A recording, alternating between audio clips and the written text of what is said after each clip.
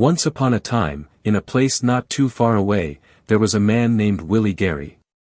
Known for his charismatic personality and powerful speeches, he was a beacon of hope and inspiration for many. One day, he was invited to speak at a gathering.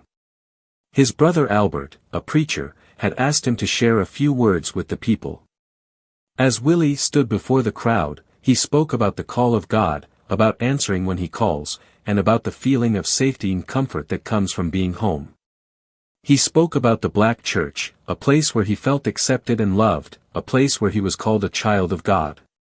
His words resonated with the people, filling them with a sense of belonging and peace. Subscribe and like our YouTube channel, Arrow Movie Recap, if you don't want to miss out on our amazing stories. In another part of town, a celebration was taking place. A grandpa was celebrating his birthday with his family. He was a proud man, having raised 13 children and 24 grandchildren. His family was his pride and joy, and he was content with his life. Meanwhile, a court case was unfolding. A man named Clovis Tubbs was on trial. He was no saint, he was drunk, depressed, and suicidal. But despite his flaws, he had one thing going for him: he had a green light. His lawyer, Willie Gary, passionately argued his case, asking the jury to award him $75 million. In the bustling city of Biloxi, Mississippi, there was a man named Jeremiah O'Keefe.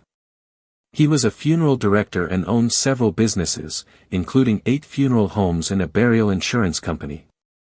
His business was a family legacy, passed down for over 100 years, and he intended to keep it that way. However, trouble started brewing when state insurance regulators came knocking on his door. They reminded him of the requirement to maintain a certain minimum fund in his account at all times. Jeremiah, who had been in debt for years, trying to strengthen his business, found himself in a tight spot. In the midst of this crisis, a potential solution appeared. A Canadian company, the Loewen Group, expressed interest in buying 3 of his funeral homes. The deal seemed promising, with the promise of fresh cash to deal with the regulators and a condition that Loewen would stop selling burial insurance in southern Mississippi. But as months passed, the deal was still not closed. Jeremiah's young lawyer, Halbert Dawkins, suspected foul play. He believed that Loewen was stalling to drive Jeremiah into bankruptcy and buy his entire business at a low price. Despite the skepticism from his longtime attorney, Mike Allred, Jeremiah decided to take action.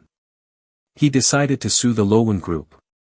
Despite being 75 years old and having never sued anyone before, Jeremiah was determined to fight for his business. He filed a lawsuit, Jeremiah J. O'Keefe Sr. v.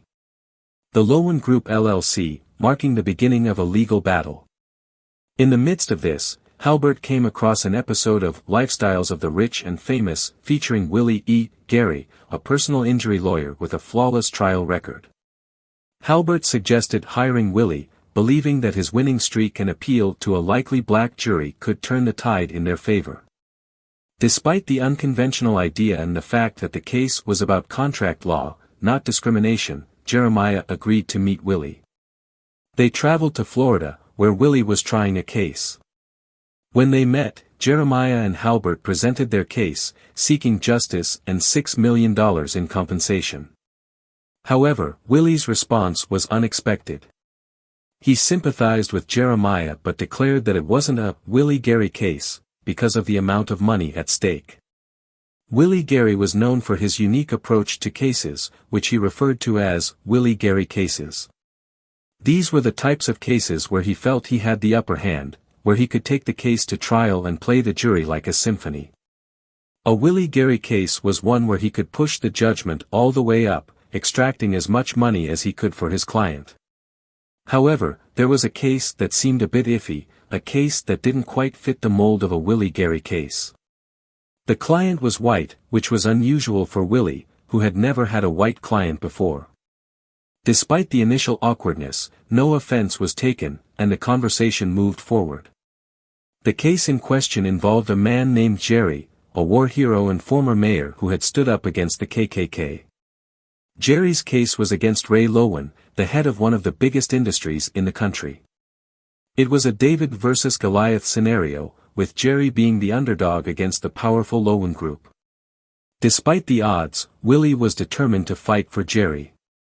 The Lowen Group's influence and power did not frighten him. He hated losing and was not planning on settling the case. However, there was a disagreement about the strategy. Mike, another lawyer involved in the case, had already drafted a letter offering to settle at $8 million. But Willie rescinded that offer, raising the new offer to a staggering $100 million. This bold move caused a stir among the legal team. Some thought it was absurd and could potentially destroy the case. But Willie stood his ground.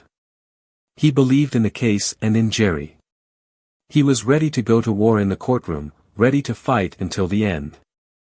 Meanwhile, on the other side, the Lowen Group had appointed their lead counsel, a woman named Mame Downs.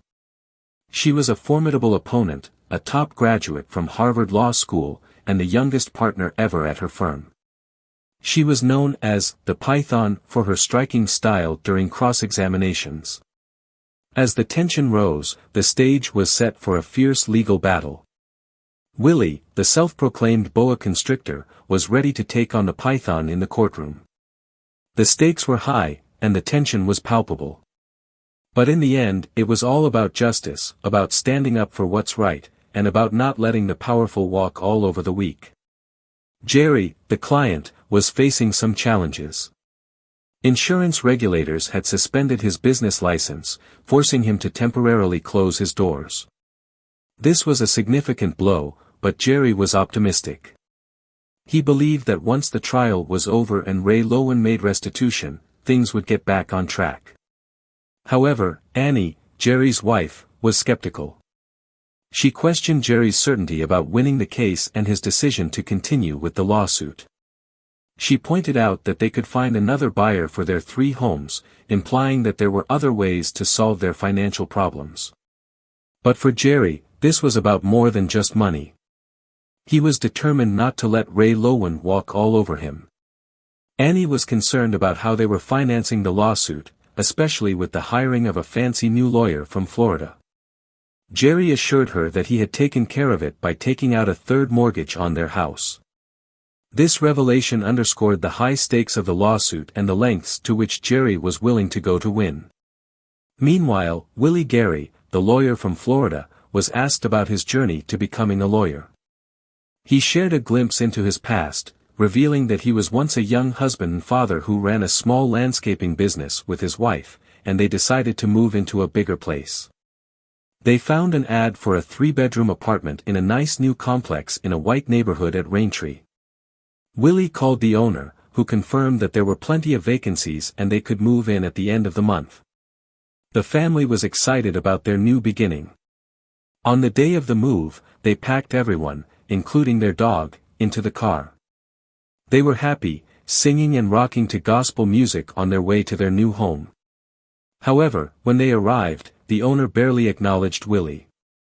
When Willie mentioned the vacancies, the owner claimed there were none left. Willie was taken aback. He felt disrespected, especially in front of his boys, who looked up to him. He wondered how he could explain to his children and his wife that they were deemed not good enough for the apartment. Despite his anger, Willie didn't act out. Instead, he went back to his hotel and opened up the phone book. It was this incident that sparked his interest in the law. After the incident at Raintree Apartments, he decided to go to law school. He worked hard, graduated, passed the bar, and opened his own practice. His first act as a lawyer was to serve the owner of Raintree Apartments with a lawsuit for discriminatory practices. They connect over their shared determination and the importance of leaving a legacy for their children and grandchildren. They celebrate their connection with music and share a moment of camaraderie. Upon arriving at the Hotel Intercontinental, Willie spots Lowen's legal team, a group of prominent black lawyers. Despite the formidable opposition, Willie remains confident and even sends them a bottle of Cristal champagne. Willie then has a tense encounter with Ms. Downs, a member of the opposing counsel. They discuss their backgrounds, their motivations, and their views on the American dream. The conversation takes a competitive turn as they debate their strategies for the upcoming trial. The next day, Willie begins his case, dealing with what he describes as the oldest sin known to man. Despite the pressure, Willie remains determined to fight for justice. In the heart of a courtroom drama, Willie Gary is grappling with a mistake he made. He had put Jerry on the stand without adequately preparing him, leading to a disastrous cross-examination. This incident deeply upset him, not just because of the professional setback but because he genuinely cared for Jerry. During this time, Halbert Dawkins encounters Mrs. Lorraine McGrath, who initially mistakes him for being too young to be a lawyer. Mrs. McGrath discloses that she spent 13 years working at a funeral home run by Lowen, where she saw questionable business practices. She agrees to testify about these practices, including selective pricing in poorer areas. In the courtroom, Mrs. McGrath's testimony reveals the unethical practices of the Lowen Group, leading to objections and heated exchanges. The focus then shifts to Jerry's longtime attorney, Michael Allred, who is called to the stand. Despite objections, he is questioned about his relationship with Jerry and his family history, which includes a grandfather who was a member of the Ku Klux Klan. This revelation causes a stir in the courtroom and leads to a tense confrontation outside. Jerry, feeling the weight of the trial and the revelations about his attorney, considers dropping the case. He visits Willie, his friend and colleague, to discuss the situation. During this visit, he learns about a deal between the Lowen Group and the National Baptist Convention, adding another layer of complexity to the case. He meets Mrs. Gary, who warmly welcomes him and offers to drive him to Willie's mother's house in Indiantown.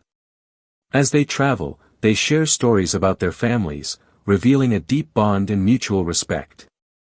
Upon reaching Indiantown, Jerry is taken back to his childhood memories of working in the sugarcane fields. He reflects on his journey and the man he has become. He finally confesses to Willie his intention to drop the case, believing they have no chance of winning. However, Willie disagrees, expressing his firm belief that they could have taken the company down together. Despite the looming failure, Jerry expresses his gratitude for the relationship he has built with Willie, considering it a highlight of the entire experience. Just before they part ways, a phone call from Hal, who is barely audible. He urgently advises them not to drop the case, hinting at a potential breakthrough. In a meeting with Mr. Soames, they learn about the dubious deal between the Lowen Group and the National Baptist Convention. The deal involved exploiting the black community, turning some of its members into salesmen for the Lowen Group's funeral products. This revelation paints a grim picture of the Lowen Group's exploitative practices. The narrative then shifts to a poignant scene at an old slave burial ground, a stark reminder of the history of black people in America. The conversation reveals the manipulative tactics of the Lowen Group, taking advantage of people's vulnerability during their times of mourning. In court, the Lowen Group's analyst admits under oath that the company projected to make around $1.2 billion from the deal with the National Baptist Convention while only making a $200,000 donation to the convention. This revelation leaves the jury with no defense for the Lowen Group. Despite the tense atmosphere in court, the Lowen Group offers a settlement discussion. They propose a generous offer, hoping to resolve the matter once and for all. However, the offer is declined, much to their disbelief. The refusal stems from a desire not just for personal gain but to hold the Lowen Group accountable for their exploitative practices. Support our YouTube channel by subscribing, liking, and telling us what you learned from today's story. The Lowen Group will be responsible for paying Jeremiah O'Keefe's $100 million in compensatory damages and $400 million in punitive damages as a result of the jury's decision. We have further decided to award a verdict of $100 million in compensatory damages to be paid to Mr. O'Keefe by defendant Lowen Group, LLC. A verdict of $400 million in punitive damages to be paid to Mr. O'Keefe by defendant Lowen Group. This victory is not just a personal triumph, but a stand against corporate exploitation. The story ends on a note of mutual respect between the opposing lawyers, acknowledging each other's skills and tenacity.